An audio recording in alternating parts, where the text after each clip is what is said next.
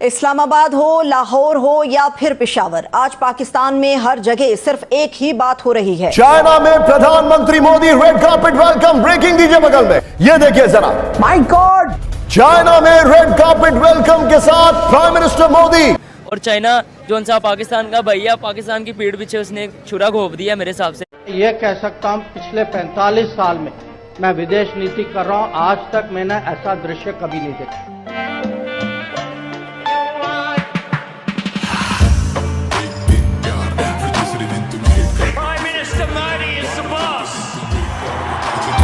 अगर चाइना और इंडिया के ताल्लुकात अच्छे होते हैं तो पाकिस्तान को इसका नुकसान है। चाइना इस्लाम का सबसे बड़ा दुश्मन है। अच्छा, चाइना को पता है अगर दुनिया में कोई उसे बीट कर सकता है तो वो सिर्फ हिंदुस्तान है, उसके अलावा कोई कंट्री नहीं है। हिंदुस्तान को एक शख्स वो मिला जो हिंदुस्तानी है, जिसका नाम है प्राइम मिनिस्टर नरेंद्र मोदी, जिसकी बाहर कोई प्रॉपर्टी नहीं है, जिसकी अपनी कोई जायदाद नहीं है, अपनी कोई गाड़ियां नहीं है, अपने कोई बंगले नहीं है, उनके बाद किसी ने वजीर आजम नहीं बनना, उनकी बीवी नहीं है, उनके बाद उनके बच्चों ने वजीर आजम नहीं बनना, वो सिर्फ उस मुल्क के लिए पैदा हुए वजीर आजम साहब जो है ना, नरेंद्र मोदी साहब, उस मुल्क में उन्होंने जीना है, उस मुल्क में उन्होंने मरना है। उन्होंने बाहर लंदन में हमारे वजीर आजम की तरह फ्लैट नहीं बनाए हुए। मोदी जी के लिए तो जी बड़ी लाइटें लगाई गई हैं, बड़ी डेकोरेशन की गई है, वो भी हम सोशल मीडिया पर देख रहे थे चाइना में वेलकम करने के लिए। इंडिया का बिगेस्ट एनिमी चाइना जो है इस वक्त इंडिया को बैक करता हुआ नजर आ रहा है। इस वक्त ओपनली चाइना जो है इंडिया का स्टैंड ले रहा है, इंडिया को सपोर्ट कर रहा है और ग्लोबल पॉलिटिक्स में इस वक्त थरथराहट सी छा गई है। जो कहते हैं ना जख्म लगे हुए लोग हों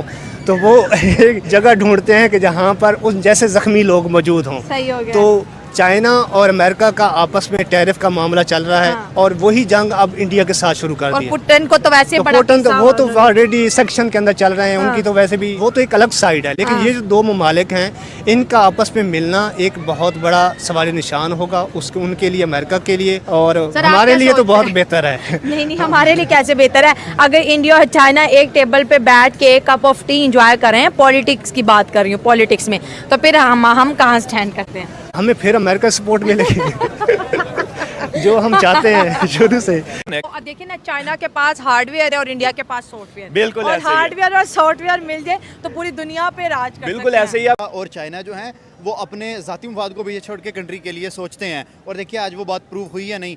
मोदी जो है वो जा रहा है चाइना, और चाइना ने वेलकम कैसा किया है अब इस चीज़ को देखें कि रेड कारपेट पे प्रॉपर जैसे कि किसी एक बड़ी स्टेट का कोई जो है सदर आपकी तरफ आ रहा है। मैं कहता हूँ कि ये इंडिया और चाइना की जो दोस्ती है इसने दुनिया को एक अलग ही पहचान उसकी बना दी है, क्योंकि किसी वक्त में पाकिस्तान और चाइना की एक दोस्ती को दुनिया समझती थी और आज भी समझते हैं, लेकिन मेरे ख्याल में अब जब पाकिस्तान ने अमेरिका के साथ अपने ताल्लुकात को बेहतर किया तो आई थिंक फिर इंडिया ने और चाइना ने भी ये सोचा कि हमें भी एक दूसरे के करीब आने की ज़रूरत है। दोनों ने एक दूसरे के फ़ायदे सोचे और एक दूसरे के करीब आने की वजह सोची, और फिर दोनों ने, जारी बात है कि आज अगर दोनों एक पेज पे खड़े हैं तो मुझे लगता है कि इंडिया अपना फ़ायदा सोच कर एक दूसरे के करीब गया। मतलब ये नया ब्लॉग दुनिया को शॉक कर रहा है। दोस्तों 7 साल बाद शेर की तरह पीएम मोदी जी चीन में उतरे और जैसे ही उनका जहाज तियानजिन एयरपोर्ट पर लैंड किया तो पूरा चीन मोदी मोदी कर रहा है। उनका भव्य स्वागत हुआ। खुद चीन के प्रधानमंत्री एयरपोर्ट पे रिसीव करने पहुंचे थे और वहां पर एक नन्ही बच्ची ने मोदी जी को गुलदस्ता देकर उनका वेलकम किया। पूरा चीन तालियों से गूंज रहा था। अब जरा सोचिए दोस्तों, इतना बड़ा वेलकम और ये नजारा देखकर पाकिस्तानियों को और अमेरिका को कितनी मिर्ची लगी होगी। पाकिस्तान तो बड़बड़ा रहा है कि कल तक तो चीन तुम्हारा दुश्मन था, आज इतना बड़ा दोस्त कैसे बन गया? अरे भाई, यही तो जियोपॉलिटिक्स का खेल है। जहाँ देश का भला होता है वहाँ दोस्ती करने में कोई बुराई नहीं है। आज ट्रंप भारत पर टैरिफ लगाकर दुश्मनी निभा रहा है तो मोदी जी रूस और चीन के साथ नई दोस्ती का शुरुआत कर रहे हैं। वहाँ मैंने ये बात की थी कि इंडिया और चाइना जो है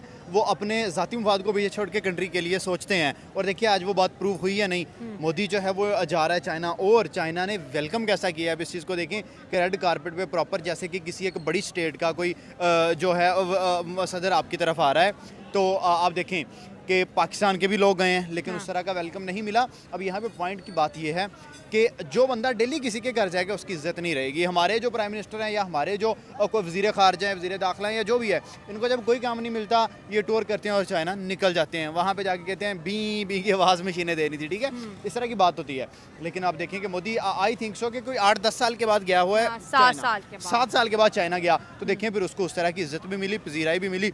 यही एक चीज़ है कि जब आप बार बार किसी के घर जाएंगे तो आपकी इज्जत खत्म हो जाएगी। और यहाँ पे मज़े की एक बात ये भी है कि शायद कोई अंदर खाते का, जैसे पाकिस्तान में एक खाता आया था उसे हमारा तख्ता उलट गया था, इंडिया के अंदर भी एक खाता आया चाइना की तरफ से।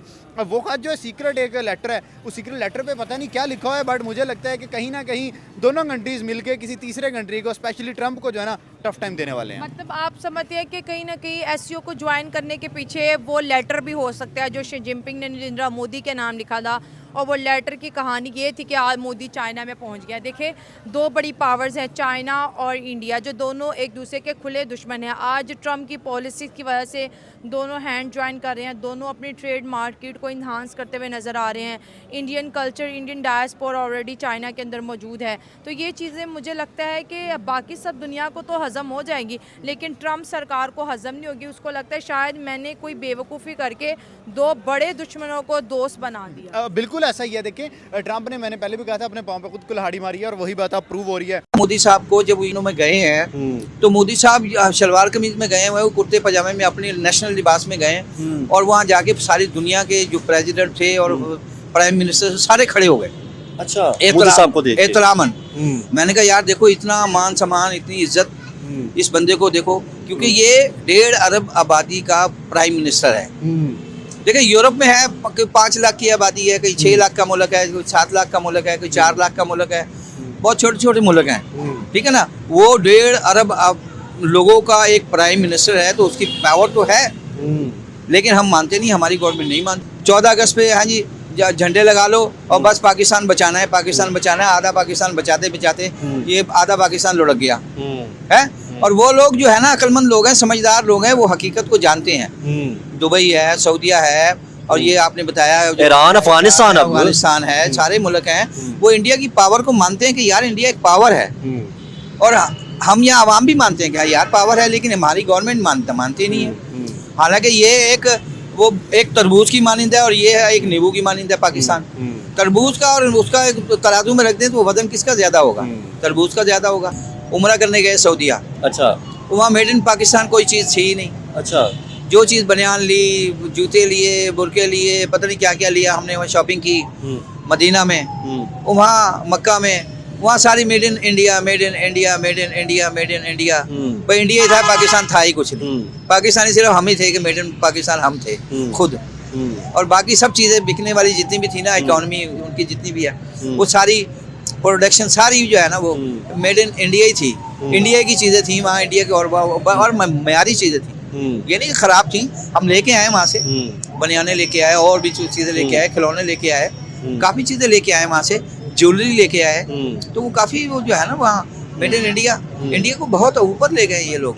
जैसे कि ये कोई बचपन के दोस्त हैं और आपस में बिछड़े हुए हैं और आपस में मिले हैं, तो उन्होंने एक जश्न मनाया है। हाँ। और इसी तरह का जश्न हमें देखने को मिला। मैं कहता हूँ कि ये इंडिया और चाइना की जो दोस्ती है, इसने दुनिया को एक अलग ही पहचान उसकी बना दी है, क्योंकि किसी वक्त में पाकिस्तान और चाइना की एक दोस्ती को दुनिया समझती थी और आज भी समझते हैं, लेकिन मेरे ख्याल में अब जब पाकिस्तान ने अमेरिका के साथ अपने ताल्लुकात को बेहतर किया, तो आई थिंक फिर इंडिया ने और चाइना ने भी ये सोचा कि हमें भी एक दूसरे के करीब आने की ज़रूरत है। दोनों ने एक दूसरे के फ़ायदे सोचे और एक दूसरे के करीब आने की वजह सोची, और फिर दोनों ने, जारी बात है कि आज अगर दोनों एक पेज पे खड़े हैं, तो मुझे लगता है कि इंडिया अपना फ़ायदा सोच कर एक दूसरे के करीब गया। मतलब ये नया ब्लॉग दुनिया को शॉक कर रहा है, देखिए, आंखों में आंखें डालना, ये मोदी जी ने बताया है कि भाई अमेरिका को आंखें दिखाना, आज तक एशिया में हमेशा से आंखें झुका के उसकी पैरवी की गई है। और मैंने ये देखा है कि फर्स्ट टाइम कोई एशिया में एक बंदा, एक कंट्री खड़ा हुआ है जो अमेरिका को आंखों में आंखें डाल के ये कह रहा है कि भाई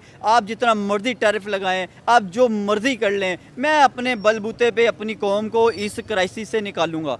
और यकीन करें कि वो अपनी इस क्राइसिस से निकालने के लिए जद्दोजहद कर रहा है। देखिए, रशिया एक बहुत बड़ी गेम चेंजर है इस टाइम, और चाइना भी। और रशिया की अगर हम यहाँ पे थोड़ी सी बात करते चले, तो रशिया से क्रूड ऑयल लेना इंडिया के लिए एक फ़ायदेमंद भी है। और देखिए, और फिर रशिया ने स्पेशली उसको क्रूड ऑयल पर एक सब्सिडी दी, यानी कि एक 5% ऑफ कर दिया। देखिए, 60 फी बैरल अगर तेल लेना, और अब वही तेल जो है वो 56 या 57 के नियर अबाउट फी बैरल ले रहा है। अपना तेल जो है यूक्रेन को बेच रहा है, आज तो ये भी चीज़ एक्सपोज हो गई। देखिए, मैं वही कुछ चीज़ें ऐड करना चाह रहा था कि अगर इन फ्यूचर, क्योंकि हमें बहुत सारे ममालिक की आपस में कलबिश नज़र आ रही है कि वो आपस में लड़ते नज़र आ रहे हैं। फ़र्ज़ करें कि चाइना यहाँ पे ईरान और इसराइल की दोबारा से कोई लड़ाई स्टार्ट हो जाती है, उसका बेनिफिट इंडिया उठाएगा। क्यों? क्योंकि इंडिया ने जो ये क्रूड ऑयल है इसको रिफ़ाइन करके, अब ज़ाहिर बात है ईरान के जितने भी वो एक्सपोर्टर हैं जो ईरान से तेल लेते थे, ज़ाहिर बात अब वो कोई ना कोई ढूंढेगा कि कहाँ से हम ले, वो इंडिया से लेगा। तो इंडिया डेफिनेटली उनको क्रूड जो रिफ़ाइन किया हुआ ऑयल है वो थोड़ा एक्सपेंसिव करके सेल करेगा, डेफिनेटली उससे वो रेवेन्यू जनरेट कर लेगा। तेल वाली मार्केट को डिस्टर्ब नहीं कर रहा, ट्रम्प टैरिफ काम नहीं कर रहे। और आज जो है, अच्छा चले मैं थोड़ी सी बात इसमें पाकिस्तान की भी ऐड कर लेता हूँ। देखें, अगर पाकिस्तान ने अपने ताल्लुकात अमेरिका के करीब होने का एक सबूत दिया तो अमेरिका ने हम पे कौन सी मेहरबानी कर दी? जनाब, हमारी एक्सपोर्ट तो पहले नील है, और लेकिन फिर भी आप 19% टैक्स लगा के दुनिया को ये बता रहे हैं कि भाई हमारी बड़ी दोस्ती है। भाई किस नाम की दोस्ती है जब आपकी एक्सपोर्ट तो है नहीं और फिर भी आप 19% आप पे टैक्स लगा दिया गया? ये एक ज़ोरदार तमाचा है। लेकिन मैं सिर्फ इतनी सी बात यहाँ पे कहना चाहूँगा कि हमें ये चीज़ सोचने की ज़रूरत है कि यार अगर हमारा नेबर इंडिया स्टैंड ले सकता है, अमेरिका के सामने मतलब झुक नहीं सकता, अपने स्टैंड ले सकता अपने फ़ायदे के लिए, अपनी कौम के लिए, तो चाइना के साथ अपनी ताल्लुकात बेहतर कर रहा है अपनी टेक्नोलॉजी को। रुको शायद यहाँ पे देखे, आज नरेंद्र मोदी 7 सालों के बाद चाइना में गए हैं। 2018 को लास्ट विजिट किया था और इतना ज़्यादा इंडिया और चाइना के बीच गैप आ गया दुनिया ने। गलवान घाटी इंसिडेंट हुआ और 2020 के बाद इंडिया और चाइना के आर्मी के बीच तो बहुत ज़्यादा लड़ाइयाँ देखने को मिली और नो टॉक वाला सिस्टम चल रहा था जैसे आजकल इंडिया और पाकिस्तान का चल रहा है। लेकिन फिर भी देखें, 7 साल के बाद जाते हैं और शी जिनपिंग एक लेटर नरेंद्र मोदी को लिखते हैं दिल्ली में, और वो लेटर पढ़ने के बाद मोदी चाइना पहुँच जाता है। तो क्या लगता है कि बैकडोर डिप्लोमेसी क्या है और लेटर की खबर किस तरह लीक हुई और ये क्यों लीक की गई कि चाइना की जानिब से इंडिया को, हालांकि होता है अमेरिका की जानिब से लेटर आते हैं कंट्रीज़ में, अब चाइना भी लेटर भेज रहा है मुल्कों को, क्यों? देखिए, मैं तो यहाँ पे ये कहना चाहूँगा कि अगर इंडिया ने ये स्टैंड लिया है अपनी कौम के लिए, अपनी आवाम के लिए, तो ये उसका फ़ायदा है और अपने फ़ायदे के लिए हर बंदे को लड़ना चाहिए। ठीक है। यहाँ पे अगर आपने लेटर की बात की है, यानी कि उनके जो कि उनके फॉरेन मिनिस्टर हैं वो उनको बेटर ज़्यादा इस तरीके से जानते हैं कि उनके अपने दूसरे नेबर के साथ रिलेशंस कैसे होने चाहिए, अपने ताल्लुकात को कैसे बनाना चाहिए। ये चीज़ हम भी एक पेज पे खड़े होकर, एक बैठ कर हम अपने नेबर के साथ ताल्लुकात बेहतर करते हैं। देखें, आज चाइना हमसे दूर होता नज़र आ रहा है। एक वही हमारा कहते हैं ना कि चीन हमारा एक दोस्त समझा जाता था कि हिमालय की पहाड़ियों से दूर हो रहा है। मुझे लगता है कि चीन एक नए ब्लॉक बना रहा है, लेकिन पाकिस्तान तो है, लेकिन पाकिस्तान के साथ उस तरह के रिलेशंस नहीं रहते नज़र आ रहे जिस तरह से इंडिया अब अपने रिलेशंस जो है वो चाइना के साथ बेटर करता जा रहा है। अब देखिए, उनको भी पता है कि पाकिस्तान जो भी चीज़ परचेज करता है, जो भी चीज़ लेता है, वो किससे लेता है? वो चाइना से लेता है। तो चाइना के साथ अगर इंडिया की कुर्बत नज़र आ रही है तो डेफिनेटली वो अपने टेंशन है पाकिस्तान के लिए। देखें, कल को वो हमारे इक्वल आ जाएगा। आज अगर वो अग्नि 5 के जो है वो अग्नि 5 के टेस्टिंग करता है या अग्नि 5 के लिए वो बहुत सारी नई चीज़ें ईजाद कर रहा है, तो ये हमारे लिए देखें एक सोचने वाली विचार। ऑपरेशन से इंडिया का डिफेंस और स्ट्रॉन्ग हो जाए, और ज़्यादा स्ट्रॉन्ग हो जाए। मैं यही कहना चाह रहा हूँ। देखें, अगर चाइना उस पर थोड़ी मेहरबानी करता है तो इससे डेफिनेटली इंडिया को फ़ायदा होगा और पाकिस्तान को ये चीज़ सोचने की जरूरत है। टेक्नोलॉजी इंडिया में नहीं है, वो चाइना दे देगा तो उनका जो काम 10 साल में होगा वो 4-5 साल में कंप्लीट हो जाएगा। ऐसे ही है।